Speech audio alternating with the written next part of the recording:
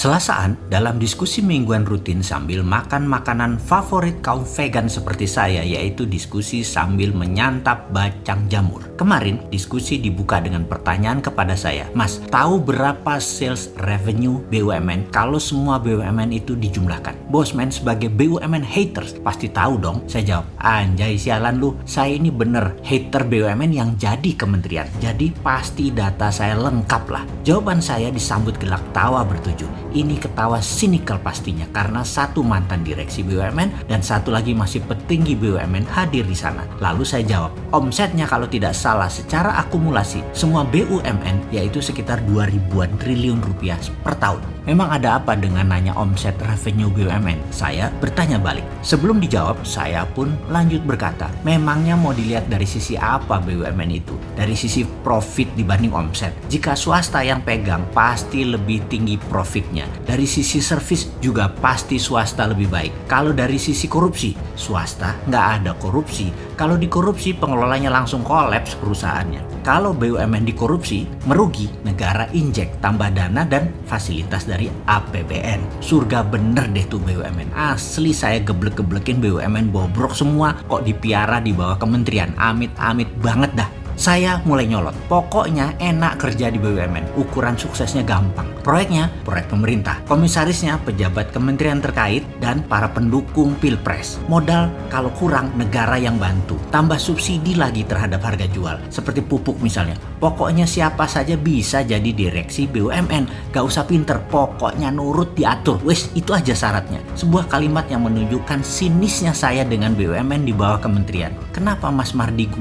gak suka sama BUMN sih? Demikian salah satu yang hadir yang baru beberapa kali ketemu, yang belum kenal sekali sifat asli saya. Kalau yang sudah tahu nan tahu banget, saya ini anti pemerintah berbisnis. Saya ini pro UKM dan pro wira swasta. Oke, saya tanya balik kepadanya. Dari sales 2.000 triliun per tahun, total BUMN ini ada berapa yang didapat karena ekspor? Jawabannya mungkin nggak ada BUMN ekspor. Sedikit banget kalau ada BUMN ekspor. Raja import mah iya kali. Selama ada BUMN sentralisasi, garansi UKM juga tidak akan tumbuh baik di Indonesia. Jadi yang 2.000 triliun ini sebenarnya pasarnya dan uangnya rakyat Indonesia yang diambil lagi ke perusahaan negara tersebut. Pegawainya BUMN dapat faedah dari perasan rakyat Indonesia yang jadi marketnya BUMN yang dilindungi peraturan pemerintah lagi.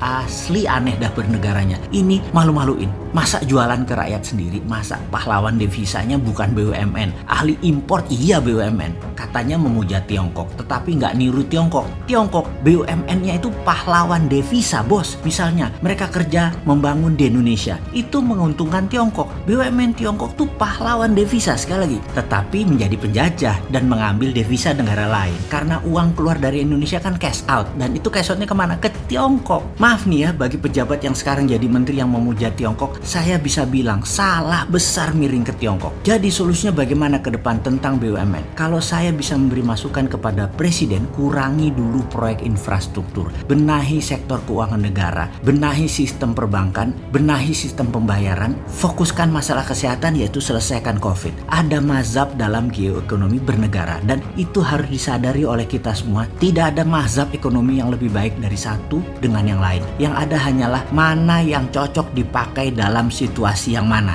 Itu kuncinya. Pertanyaan sederhana, kalau dalam rumah tangga kita anak banyak, suami gaji pas-pasan, untuk hal ini nombok dan banyak utangan di warung dan lain sebagainya, dalam negara itu namanya ekonomi lagi bas. Di keluarga lain, suami naik pangkat, istrinya punya usaha catering sedang moncer, baru dapat pecah waris. Maka kalau negara seperti ini, negara tersebut dalam keadaan ekonominya boom. Jadi ada ekonomi boom atau summer time dan ada ekonomi bust atau winter time. Saya berusaha menerangkan panjang lebar alasan BUMNisasi ini tidak tepat dan kedua alasan FDI atau foreign direct investment. Dalam artian saya memahami FDI adalah Cinanisasi yang tidak tepat dalam membangun strategi ekonomi bernegara. Karena saat ini winter time lagi bust. Jangan coba-coba FDI, miskin kita malah jadinya. Saya heran dengan FDI, asing masuk dikasih fasilitas, pajaklah dikasih tax holiday MMT, kemudian tarif masuk barang yang murah dan lain sebagainya. Padahal kalau di MMT, ekonomi yang dianut oleh kita kaum Sontoloyo ini, DDI itu lebih penting. Apa itu DDI? Domestic Direct Investment. Itu yang diutamakan, bukan foreign atau asing. Lalu alasan Indonesia nggak ada rupiah sehingga investasinya nggak ada, itu aneh lagi. Indonesia nggak punya rupiah, asli aneh. Kalau Indonesia nggak punya dolar wajar,